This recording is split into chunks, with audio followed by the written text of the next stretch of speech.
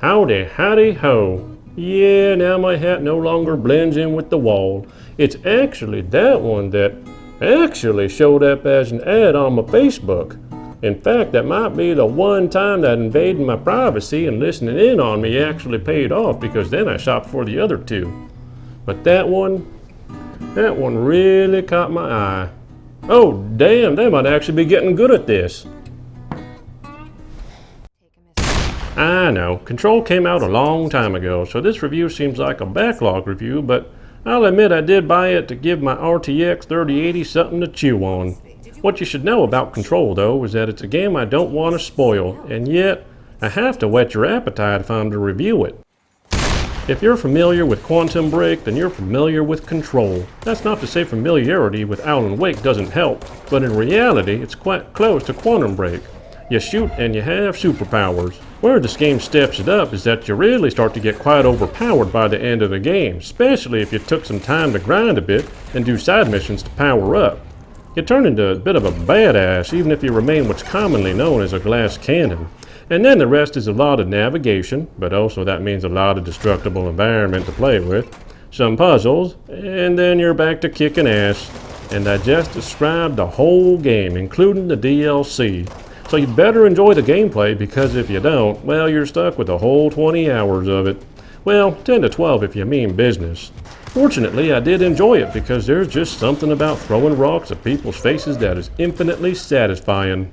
How did I play a 10 to 12 hour story game for 20 hours? It's quite simple, really. I actually stopped and smelled the roses. The side content actually offers a number of things, from some very unusual boss fights to some very interesting raiding. And therein lies how I managed an easy 20 plus hours.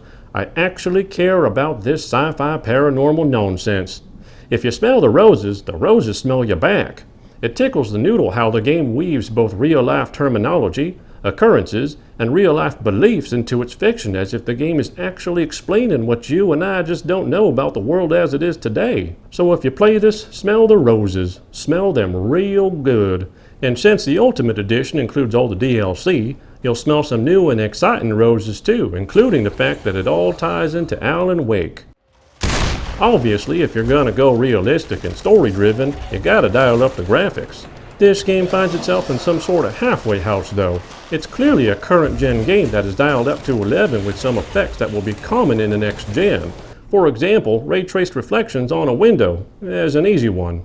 The fireworks do light off to spectacular effect without a hitch if your GPU is up to the task though.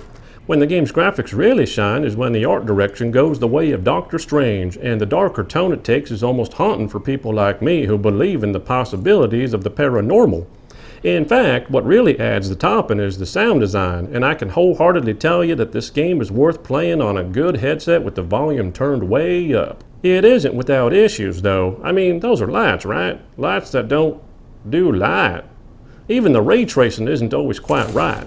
The side with the sparks reflecting on the floor is with ray tracing off.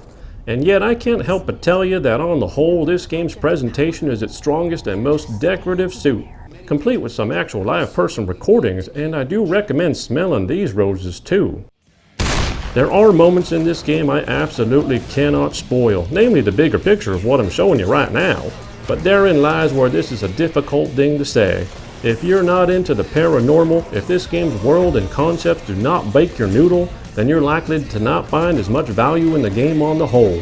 It looks good, it plays good, it lasts long enough for its price, but this game's a hard sell to the general audience. That is because without the appeal of its story and world, it's just a good-looking third-person shooter. There are plenty of those. So if you're into the paranormal, then this is a must-buy. But on the whole as a game, it doesn't exactly break any new ground, even if it does what it sets out to do with competence. I give Control Ultimate Edition an 8.5 out of 10. Funny thing, after finishing the game, I looked up sales, and I might actually be right. It's a tough sell to the general audience as a third-person shooter, because that's a saturated market. In order to be interested in this game, you gotta know what it's about on a deeper level. But in order to market it that way, you kinda have to spoil it. That's definitely between a rock and a hard place. I'll see you next time on the Gaming 5.